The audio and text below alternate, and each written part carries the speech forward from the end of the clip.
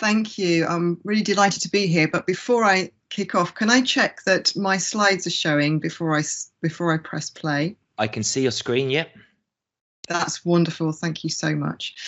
So it's great to be here with this amazing group of thinkers, and my brief has been very much to think about the curriculum. Like, I guess, many of you here who have experience of teaching online, a lot of the last 16 months for me has been about supporting various organisations to do that pivot. But I've been incredibly privileged that the last few months I've been able to return to my research, which is talking to academic teaching staff and curriculum experts about the future curriculum, and particularly about thinking and knowledge practice in the curriculum. So what do I mean by that? Well, the post-colonial scholar De Sousa Santos talks about the curriculum as a story about the future. It's like the stories we're telling today, I guess, about the futures we imagine. It's a story about what kinds of knowledge and thinking and intellectual practice are going to matter in the futures we can imagine. And another scholar from the same tradition, who I respect very much, talks about, we maybe want to think about developing rather than creating, but developing people who think in a particular way. And I think in universities we also have the great privilege to engage in this kind of critical thinking that we're doing right now about what that future might look like. Not all the time, but certainly some of the time, certainly on days like today. And of course, there isn't going to be one way of thinking. There isn't going to be one post-pandemic university, thankfully. There will be many. And hopefully that diversity will be a really powerful resource. But at the moment, we can say that we've had several hundred years in which the kinds of the particular kinds of thinking that get valued and institutionalized have been these. They've been rational, analytical and abstract, and we tend to focus on the individual thinker. This is the statue of Erasmus, by the way, with his big book, who's often seen as the founder of the kind of European university and university ways of thinking. So that this thinking happens in discrete subject areas, and perhaps philosophy has traditionally been seen as at the apex of those subject areas because of its focus on truth, and truth being the measure of the thinking that we do that's valued. And of course, that thinking gets produced and reproduced through texts, often quite weighty ones.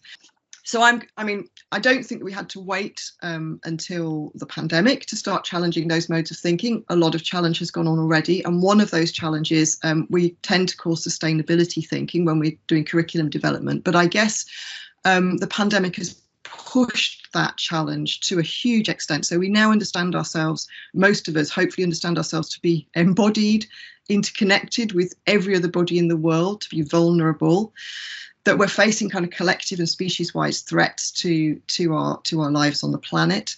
And so not only do we think about sustainability in terms of what goes in the curriculum, maybe we want to think about climate change in various different disciplinary guises, but we think about how we think about interdisciplinarity being necessary for addressing some of these challenges, for example. We might think about knowledge as something that gets recycled rather than accumulated for personal gain, and that actual intellectual property as property generally might be part of the problem rather than part of the solution. Clearly, we've also seen through the pandemic, social justice and injustice has been massively highlighted. And of course, that's most true in terms of actual access to the curriculum. But before the pandemic and through the Black Lives Matter and decolonisation movements, we were also seeing challenges, not just about access, but about the content of the curriculum and the forms of knowledge that get valued in the curriculum.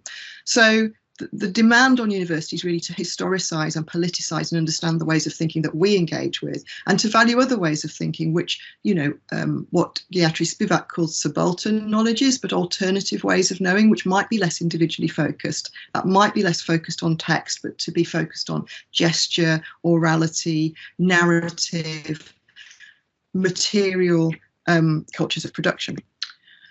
So I'm now going to talk about digital practice, which is something I do know a little bit about, not just through research and practice, but I spent, as many of you may have done, long, hard days watching two teenagers engaging with the problematic kind of turn in their own thinking and learning that had to take place during lockdown in terms of how they read, how they annotate, how they write, how they communicate, how they collaborate. And it was often really uncomfortable for them. But luckily for me, I get to talk on a daily basis with people who are at the forefront of doing this, not in an emergency way, but in thinking about the future curriculum. And I just want to suggest 4 things that they have said about the digital curriculum and why it is a challenge to those Erasmus founding ways of thinking that we tend to value and prefer. So one is this focus on design and learning through digital production. And that's this kind of focus less on abstract thinking and more on solving real world problems. Instead of focusing on the thinker, it has this real user focus, and it tends to be really collaborative. And of course, design has been in our universities for many, many years. Many professional subjects like engineering, architecture, computer science are built around design. But there's a time now when design is entering into every subject as an important way we assess and an important way of thinking. So much so that a great designer, Nguyen Mas, suggested that design is now at the apex of the modern university rather than philosophy. So use value rather than truth predominates. Now, you won't be surprised that people talk about code and coding as a way of thinking. Code, when we're writing it, we might treat it like a text, but actually it also functions as a tool, as a heuristic for thinking with, and an environment for thinking in. And I think you don't have to have all the resources of making and coding to be able to participate in these ways of thinking. And in fact, I'd suggest, and my interviewees suggest, it's really important that everybody can, because as Douglas Rushkoff suggested, if we don't understand how code works and how it works on us, then we are downstream of some very powerful agents and authorities who are coding our world for us. And we haven't got the capacity to recode it ourselves. Data is changing every discipline, every knowledge practice of the university, and it's moving us away from text to more kind of spatialized and dynamic forms of knowledge, and generically also it's allowing us to engage non-human intellectuality as well as human forms, so we can offload cognitive effort onto databases and algorithms. And I don't know how many of you have engaged with the EU definition of AI, but it clearly includes things like spreadsheets as well as the higher level kind of machine learning that we think of as AI. So there's a huge challenge here to the idea of the university that only human beings do thinking and important and powerful thinking.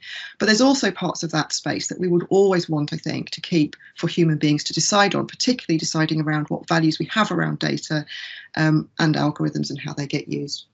And finally, we have kind of media, digital media, as ways of knowing the world and representing the world.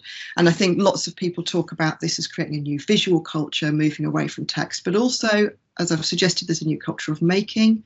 Perhaps there's a new orality about our culture. My teenagers communicate with their friends using little snippets of video and audio rather than text, bypassing text completely.